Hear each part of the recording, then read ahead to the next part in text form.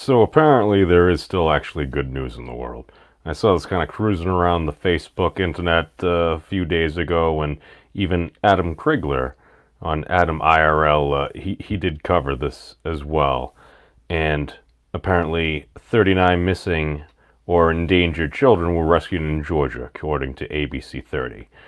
Um, I mean, there are still good things that happen. And this was under Operation Not Forgotten, an operation conducted by the U.S. Marshals. And there are actually some other stories as well that even when I was searching this, it popped up. So it seems like the United States Marshals are at work right now. And this is just amazing and stuff. You kind of saw the thing going around about kids were found in a trailer or anything. You know, oh, geez, what's going on? And you don't necessarily know exactly what happened with this. Apparently, this was over a 2 week period of time as well.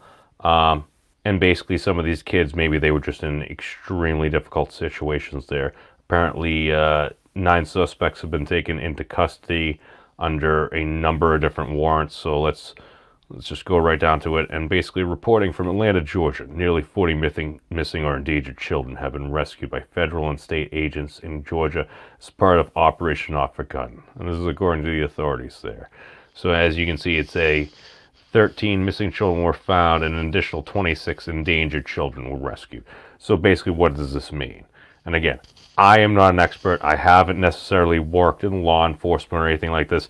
I worked as a loss prevention officer, basically doing security style work for contract things. What does that mean? You get a pen and a notepad and stuff, and a lot of that can be actually put into court records and everything as well. So, hey, ain't nothing wrong. We didn't always have video cameras like we do now, for better or worse. But this is great. But essentially, what happens? Maybe it could be an abusive home. Perhaps, I don't know, maybe it's a relative or something. Maybe they're not in a great spot. Maybe there's a lot of drugs around. Maybe there are illicit things that should not be there. Especially if you got little kids around, it's like, if you got a whole bunch of firearms that are just strewn around, no, you got to keep that stuff locked up. You keep that away from kids, just like you do drugs and everything like that as well.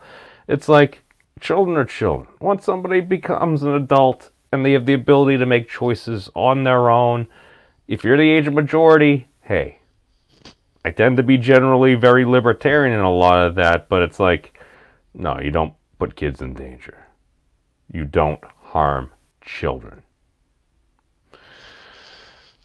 So, but basically, you did find a bunch of kids at once. So basically, if they're pulling them out of the homes over there as well, as you can see, the official tweet from the U.S. Marshals Twitter account, which, again, if this is how news is being disseminated, this does bring up a number of other questions in different territories.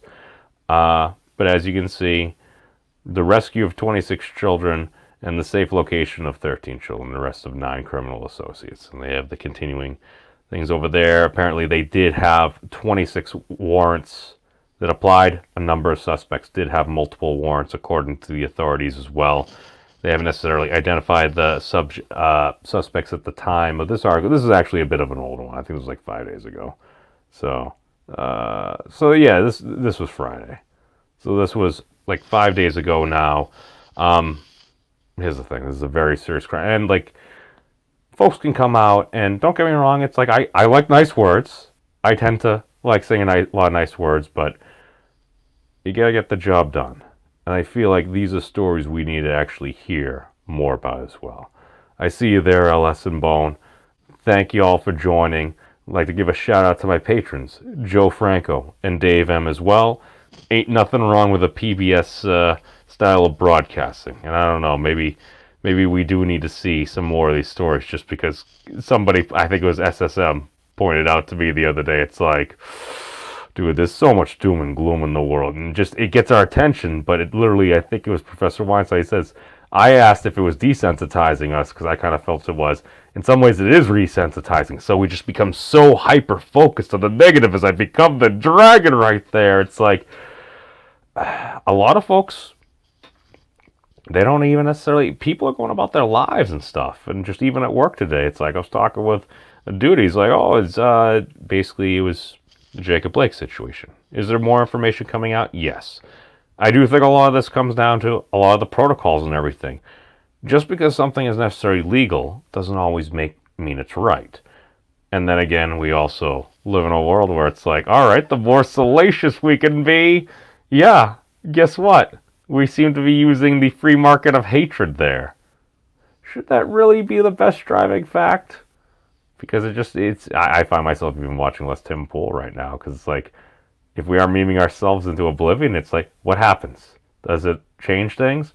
It's like, Americans are freaking...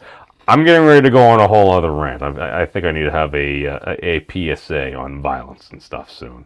So, but I actually got to literally run to go on a run, because this is what we do. Because I put the stuff on my other channel, which, if you care to find, I totally haven't linked it, and you got to do a little detective work, because it's basically for me. So, thank you all for watching. Peace out, everybody. Be safe, and long live the Obabom.